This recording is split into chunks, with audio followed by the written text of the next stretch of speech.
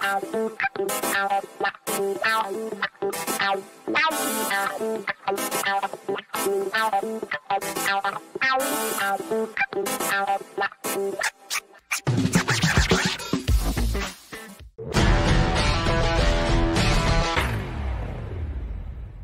morning. You know, every time I hear that song, I do my little Caddyshack gopher dance. We need a gopher filter for you. No. All right. Good morning. I don't know why I thought of you because I thought, how much time do we have to throw into this impeachment? How many things do we still have time to throw in? Hugo tweets, President Biden now has access to the entirety of Trump's private conversations with Putin, including the ones he ordered hidden in NSC's top secret code word system to limit access. I believe you told us he can't hide these forever. I believe you said that to us. Did you not? I did, indeed, because he cannot hide those things forever. Here's another thing. You can't really delete them either. The way the system works, it's not like computers back in 1981. All right. Now everything's kept on a secure, encrypted cloud. Mm-hmm. And so long as all those billions of little data bits can be reformed back into its original file, there's always a copy. So everything that they did that was electronic can be had. Even if it was manual and somebody scanned it, it can be had. Well, I think we said this right after the election. Yeah, they said everything's going to come out. Yes, a former Trump administration official said they don't need our approval to see those records. Biden owns all the call materials. There's only one president at a time. It is a national security priority to find out what Trump said to Putin over his term. He told Politico, citing a national security official close to Biden, some things like what happened in some face-to-face meetings where there was no American translator or note taker present may never be fully known. Except I always thought we should subpoena the translator, the translator. I mean, I think it's that important to our national security, isn't it? Well, that investigation, I'm sure, will come over time. But I know the Biden administration wants to now completely concentrate on coronavirus. It makes sense, but we can also walk and chew gum.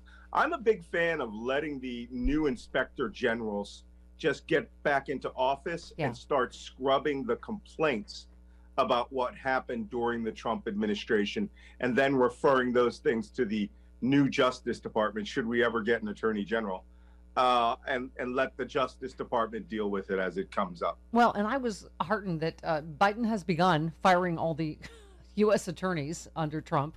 But except for John Durham, the one investigating Hunter Biden's taxes, because Joe Biden obviously is a straight shooter. Mm-hmm. He said, okay, continue that, and also John Durham, who's investigating the origins of the Russia investigation. So what do you think is going to happen with that?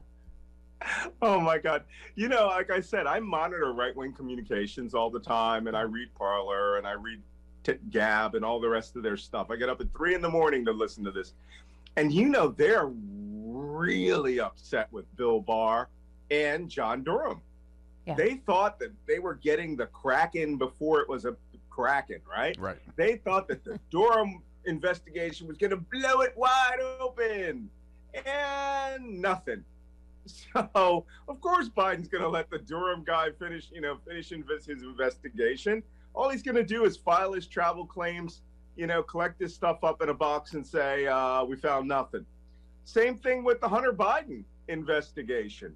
They're straight shooters because they know they are not the Trump crime family. They don't have to sit around and commit crimes. And what they're going to find is simple. Hunter Biden pays taxes. Complete opposite of the Trump administration, right? It's like the investigations into them. You're like, great, let it go. I mean, Trump did the exact opposite, got everything shut down that was incriminating to him and tried to open ones on his enemies. I mean, it's just, you're right. It's the exact 180, which as it should be. Like how did Jared and Ivanka make $640 million as employees of the United States government? Right. Yeah.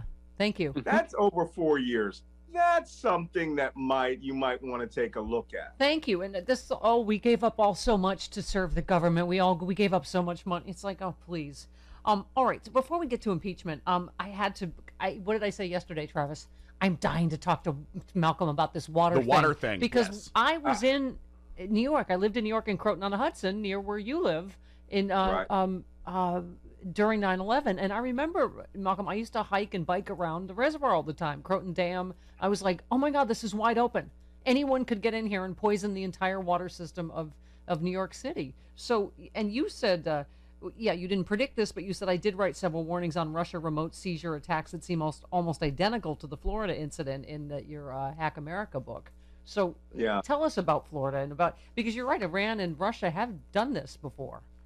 Yeah, and that tweet was in response to some wiseacre who was saying, Yeah. You're not claiming you predicted it. Well, I'm pretty good at the prediction game. Indeed, sir.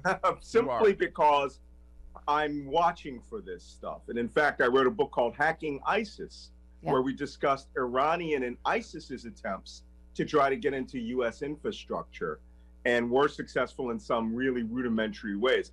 But in my book, Plot to Destroy Democracy, we went over in great detail how Russia seized Ukrainian power plants, literally like this incident in Florida. So here's what we know about the incident in Florida.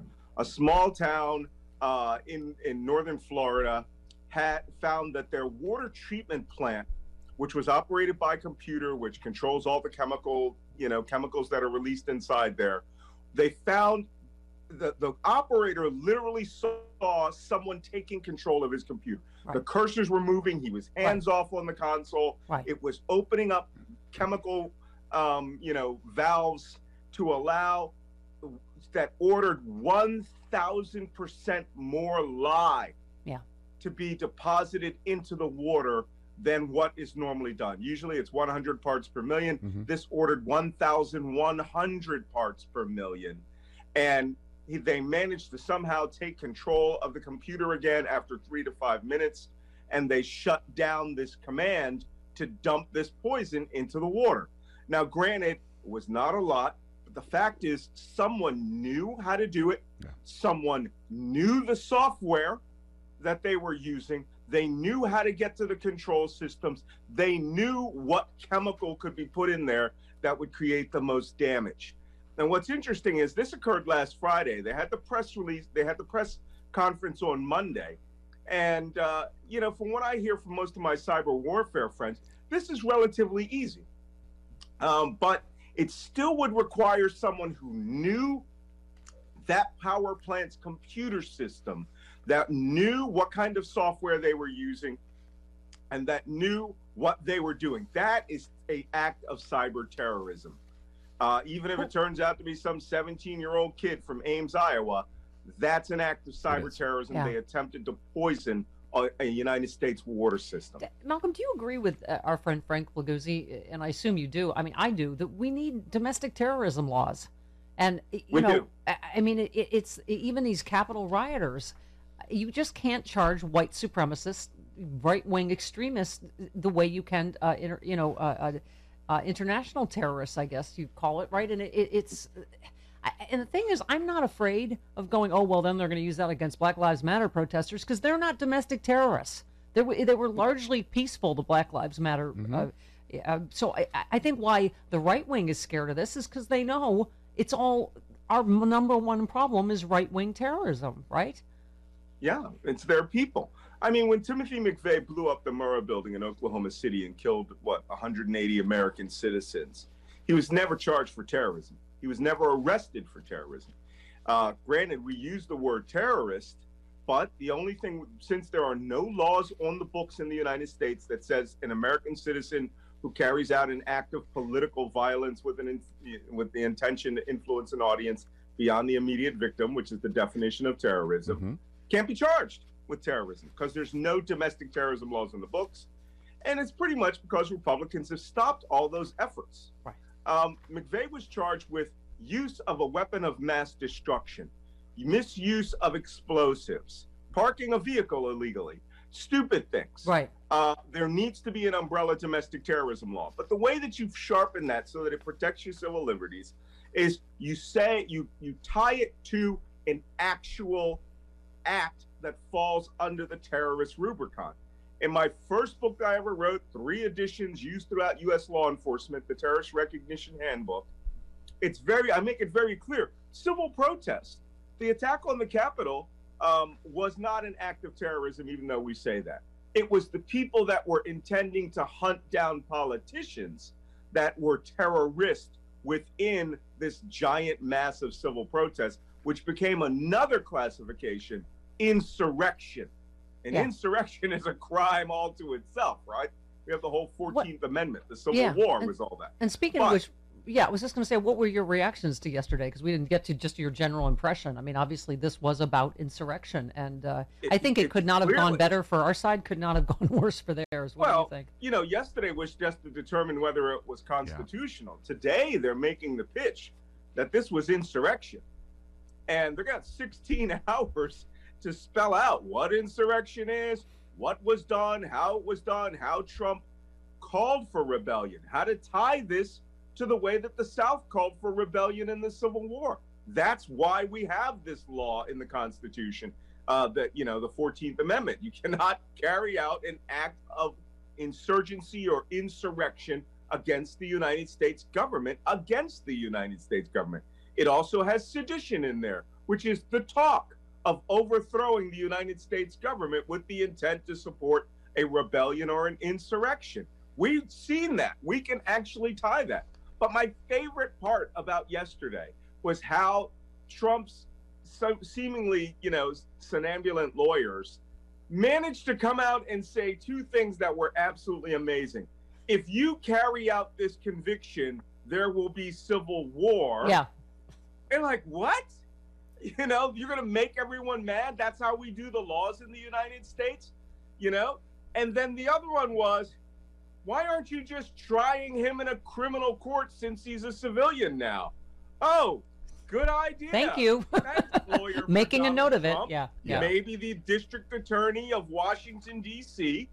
needs to carry out, you know, needs to check D.C.'s laws. I agree. And see if they could charge the former I agree with inciting riot and rebellion. Impeachment should be a starting point because we are I think we are required by our Constitution to do it, but absolutely, I think he's criminally liable. We just talked to Barb McQuaid and Bob Seska about that.